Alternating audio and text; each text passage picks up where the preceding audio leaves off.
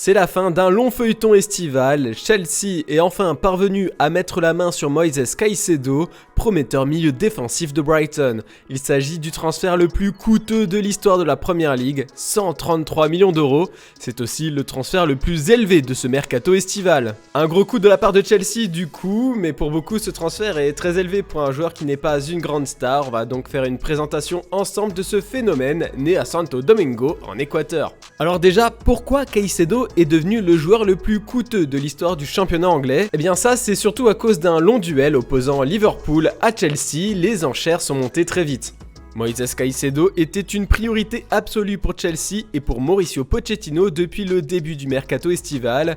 Mais il l'était déjà depuis l'été 2022. À cette époque, il apparaît comme le successeur naturel de N'Golo Kanté, sujet à de nombreux pépins physiques. La présence de Graham Potter, qui a été son coach à Brighton, sur le banc des Blues, permet de tisser des premiers liens avec le milieu. Pendant la dernière saison, il réussit à véritablement s'imposer parmi les meilleurs à son poste.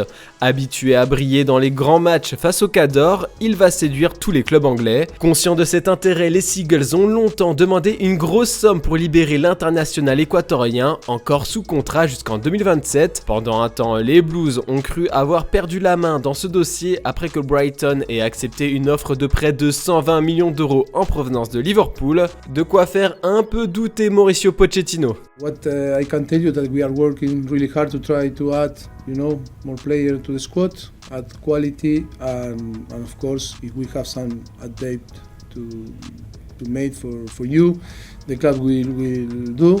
But at the moment, I'm not going to talk about players that don't belong to us. I think that is really important to be very respectful with all the clubs and the player. But like any club, we are working really hard to try to to add more quality. Are of course to reinforce the team, the squad.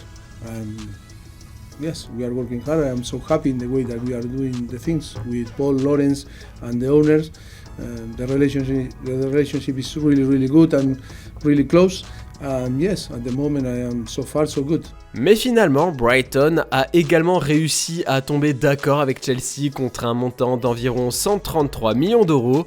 Moises Caicedo n'a pas douté longtemps et a préféré rejoindre Chelsea plutôt que Liverpool. Je suis tellement heureux de rejoindre Chelsea, je suis tellement excité d'être ici dans ce grand club et je n'ai pas eu à réfléchir à deux fois quand Chelsea m'a appelé. Je savais juste que je voulais signer pour le club. C'est un rêve devenu réalité d'être ici et j'ai hâte de commencer avec l'équipe, a rapidement confié Moises Caicedo aux médias du club. À 21 ans, Caicedo a écrit son nom dans les livres d'histoire du football. Il a déjà une carrière riche en rebondissements que je vais vous présenter maintenant. Formé par l'Independiente del Valle, club de Serie A équatorienne, qu'il rejoint à l'âge de 13 ans, il va très vite taper dans l'œil de l'entraîneur de l'équipe première à 18 ans.